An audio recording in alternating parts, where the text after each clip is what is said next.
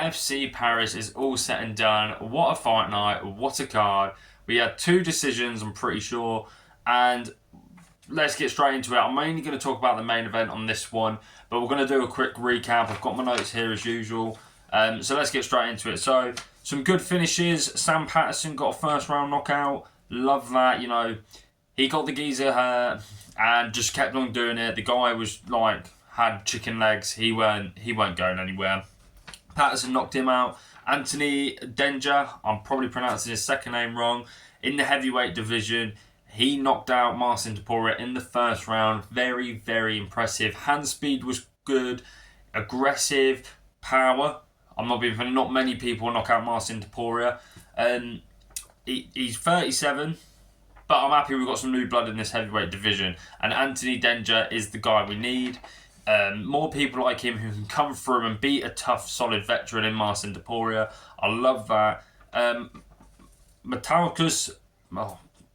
Bakauskas, I'm just going to say his second name, I can't pronounce it, versus Paul Craig. Bakauskas got a good knockout in the first round. Looked impressive, to be fair. I think he's ready for the top 15 now. Paul Craig, retired. Fair play to Paul Craig. He's had a great career in the UFC, beating some really good names, Jamal Hill, only person to beat Ankalaev. Nikita Krylov, Maurizio Rua. He's got some great names on his resume, and I'm glad he got the recognition from the fans. He got a good send-off. Fair play to Paul Craig. Hats off to him. Bulger Oki, probably saying that wrong as well, but against Mason Jones, that was fight of the night. Incredible fight. Give that a watch. Mason Jones win by second round knockout, ground and pound. That fight was incredible. Oki looked like he had him nearly finished in the first round, dropped him twice or once. Then Mason Jones comes back in the later minutes of round 1, drops him, and then round 2 starts, and then Mason Jones just goes to town, taking him down with an amazing toss. I don't know, like a judo toss. It was amazing. And then got the ground and pound finish. Benoit Saint Denis in the co-main event finished Maurizio Rufi in the second round by submission. I'm sad about it. I wanted Rufi to win, but Benoit Saint Denis proven that there are levels, and Rufi needs to get some good wrestling and ground game there. Benoit Saint Denis, I think he deserves a top 10 guy now. Obviously, I think he was ranking 13. He definitely deserves a top 10 guy. I maybe say someone like, maybe a Beneil Dariush or someone like that. Maybe a Gamrot, someone like that, I think that's fair enough to him. But we'll go on to the main thing. Just a quick recap there. Nassourdine Imavov defeats Caio Borralho by decision in a middleweight main event. That was a great main event. A very technical battle. I thought it was a good fight. It weren't oh my god, this fight is amazing, but it was a very good technical battle there. And I think that Nassourdine Imavov is the number 1 contender. No questions asked. I know we've got Derrida v Hernandez later this year, but Nassourdine just shut down Caio Borralho. He had no answers for him.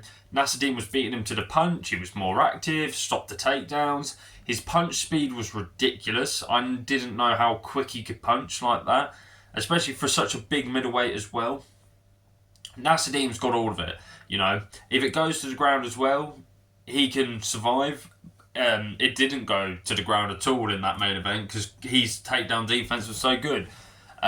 He's number 1 for Khamzat. He's next for Khamzat. Khamzat's next title, his first title defense will have to be against Nassourdine. I don't think there's anyone else. Well, there's other people, but I think that's the clear number 1 contender. Caio Borralho, he didn't have an answer, There was moments in that fight where he was like, okay, he's coming back into this. But then he just kept waiting and waiting. He would just sit there in his stance like this, then he would do this, and he would just sit there and wouldn't actually go for it. When he was landing big. The more eye-catching shots, if anything. But at the same time, Caio has had a year out the cage. I think that has played a factor. I'm not using it as an excuse, but I think Nassourdine's been busy, Israel Adesanya, Jared Cannonier, Brandon Allen, he stayed busy, and it's proven, staying busy, constantly in the gym, constantly fighting, and it showed. So I think Nassourdine Imavov, big congratulations to him. He's next for Khamzat Chimaev. Maybe for Caio Borralho, I think there's 2 options here. Well, actually 3. You could go with an Israel Adesanya. I think that would be a super fun fight. Dricus du Plessis. That's another really good one. You know, not Nassourdine. Caio v Dricus, main event or a co-main event, 5 rounds on a pay-per-view. Or Sean Strickland. I think they're your 3 like fights for Caio.